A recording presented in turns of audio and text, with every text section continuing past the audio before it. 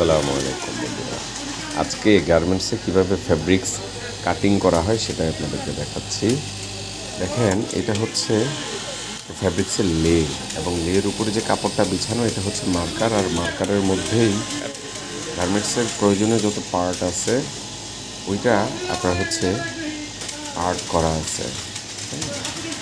এটা হচ্ছে মেশিনে, অটোক্যাড মেশিনে। এই যে দেখেন, প্রত্যেকটা পার্ট এখানে প্রিন্ট করে দেওয়া আছে। দেখেন, এই যে আপনারা দেখতে পাচ্ছেন, এটা কিন্তু প্যান্টের ব্যাক রাইস, ফ্রন্ট রাইসের আপনার দেখেন এই যে প্যানেলের ছবি, আর যে ক্লিপটা লাগানো হচ্ছে কাপড়টাকে ধরে রাখার জন্য।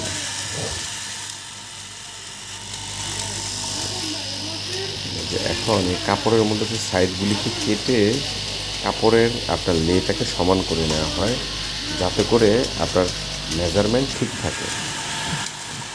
হ্যাঁ, এখন এই যে আপনাদেরকে দেখাচ্ছি কীভাবে প্রত্যেকটা প্যানেল কেটে কেটে আপনার লে থেকে আলাদা করা হচ্ছে বাইরের রিকোয়ারমেন্ট অনুযায়ী, মেজারমেন্ট অনুযায়ী এবং সাইজ অনুযায়ী।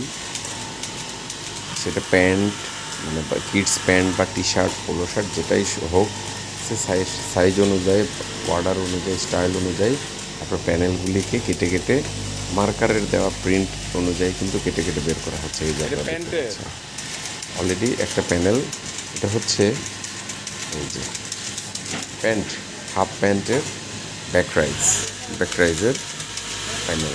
এবং দেখেন উপরে, দেখেন এখানে ওয়ার্ডার নাম্বার, এই যে আপনাদেরকে আমি ঘুরিয়ে দেখানোর চেষ্টা করতেছি, এখানে ওয়ার্ডার নাম্বার, স্টাইল নাম্বার সব কিছু দেওয়া আছে।